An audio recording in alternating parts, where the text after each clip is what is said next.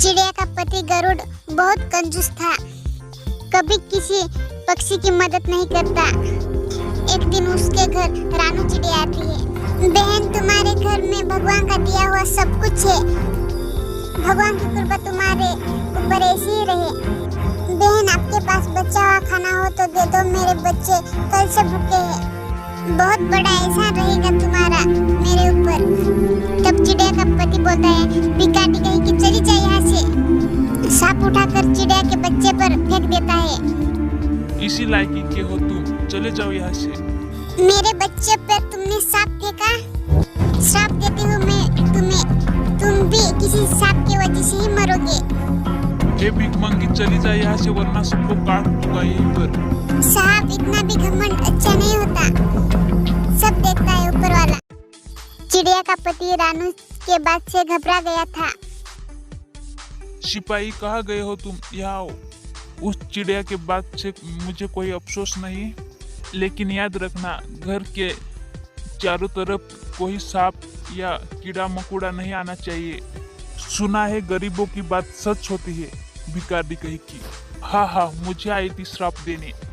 इसी तरह चिड़िया का पति का जीवन बीता जा रहा है। आज मुझे फल खाने का बहुत मन है, चलो तो फल खाते हैं। चिड़िया का पति फल खाते ही उसमें से आली निकलती है और वो आली सांप के रूप में तैयार होती है। चिड़िया के पति को डस लेती है और चिड़िया का पति मर जाता है। सच कहा है किसी ने, गरीबों के शब्दों में दम होता है।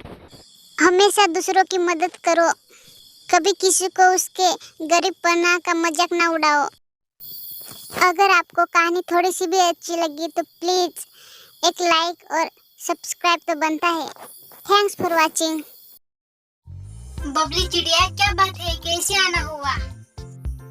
हमारी बेटी की शादी पक्की हो गई है, बस इसी का न्योता देने आ गई।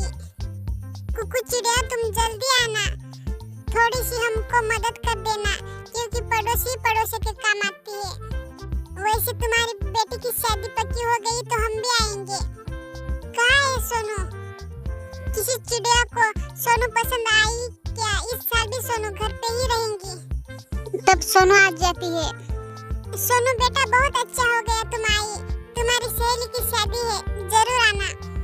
जी अंकल, जरूर आएंगे। अंकल, मुझसे आपको एक बात कहनी थी।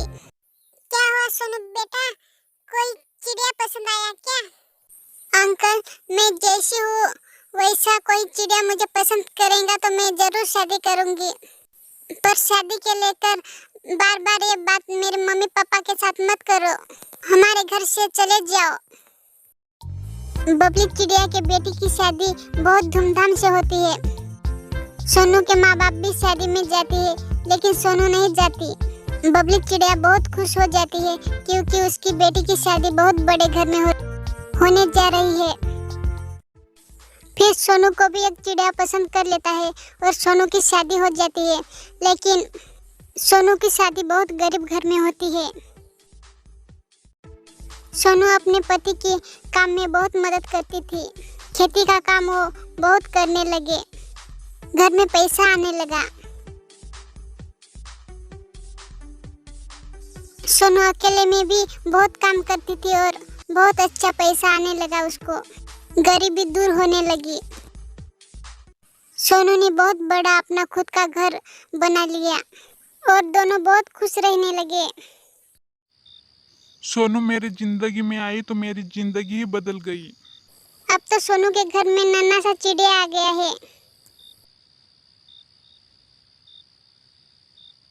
सोनू की हैप्पी फैमिली हो गई, वो बहुत खुश रहने लगे। जीवन में कुछ ठान लिया तो नामुमकिन भी मुमकिन हो सकता है। अब बबली चिड़िया की बेटी अपने घर आती है। माँ, तुमने मुझे कभी काम नहीं सिखाया, उन्होंने दूसरी शादी कर ली। मुझे भी आप काम सिखाती थी तो मैं काम करती और अपने जीवन में खुश रहती। तुमने मुझे कभी अच्छी शिक्षा नहीं दी, हमेशा दूसरों का बुरा करो यही सिखाया। आज मेरा ही बुरा हो गया। बबली चिड़िया कहती है, मुझे माफ कर दो बेटा। समय किसी के लिए ठहरता नहीं, एक बार चला गया वो चला गया। अगर स्टोरी अच्छी लगी है तो प्लीज लाइक शेयर सब्सक्राइब कर दीजिए। Thanks for watching.